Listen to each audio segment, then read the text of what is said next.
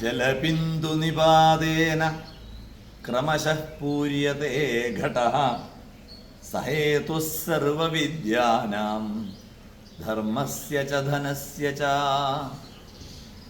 ജലബിന്ദു നിപാതേന ഘടഃ ക്രമശഃ പൂര്യത്തെ. ഓരോ തുള്ളി തുള്ളി തുള്ളിയായിട്ട് നിറഞ്ഞിട്ടാണ് ഒരു കുടം പൂർണ്ണമായി തീരുന്നത്. നമ്മൾ പറയും പല തുള്ളി പെരുവെള്ളം. അതുപോലെ തന്നെയാണ് സർവ വിദ്യാനാം. എല്ലാ വിദ്യകളും അല്പാൽപമായി നമ്മൾ പഠിച്ചെടുക്കേണ്ടതാണ്. ധർമ്മസമ്പാദനവും ധനസമ്പാദനവും അതുപോലെ തന്നെയാണ്.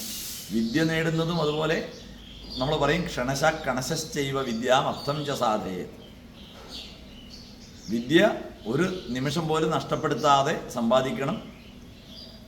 ധനവും അങ്ങനെയാണ്. ധനം അല്പാൽപമായിട്ട് സമ്പാദിച്ച് ധനികനായിട്ട് മാറാം.